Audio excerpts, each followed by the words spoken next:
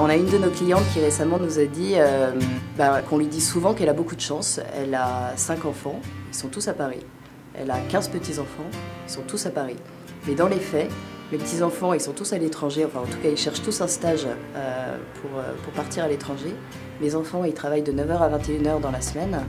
Et dans les faits, dans la semaine, je suis très seule. L'idée de la création des Demoiselles de compagnie est avant tout partie d'une expérience personnelle que j'ai pu avoir avec mon propre grand-père. Je pense que quand on est enfant, on profite beaucoup de ses grands-parents. Et puis un jour, tout naturellement, c'est à nous de rendre. D'un seul coup, nos grands-parents, eux, vieillissent, commencent à avoir besoin. Les Demoiselles de compagnie, c'est avant tout un accompagnement dit de loisir. Les accompagner à une exposition, les aider pour faire une course, pourquoi pas juste un simple échange autour d'une tasse de thé. Mais c'est également toute la partie un peu plus dépendante, où à ce niveau-là, on va faire appel à des auxiliaires de vie, à des profils infirmiers, pour les aider dans leur toilette, les aider au lever, les aider au coucher. On marche beaucoup par bouche à oreille.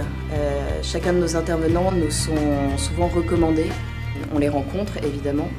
On est très attentive à la relation qu'elles ont eue avec leurs grands-parents ou leurs parents.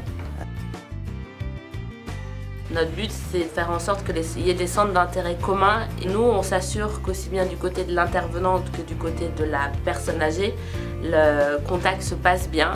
On tient beaucoup à une chose, c'est nous-mêmes de continuer à intervenir, à accompagner des personnes âgées, parce que ça nous permet d'avoir une relation avec nos intervenants beaucoup plus proche. On sait de quoi ils nous parlent tous les jours. On ne veut pas remplacer les petits-enfants ou la famille. Notre but, c'est d'être un soutien pour la famille. Leur permettre de continuer à vivre comme ils vivaient avant la perte d'autonomie ou la peur de sortir, et puis ça leur donne des sujets de conversation pour leur famille ou pour leurs amis. Remettre un petit peu de la joie et de la gaieté dans le quotidien.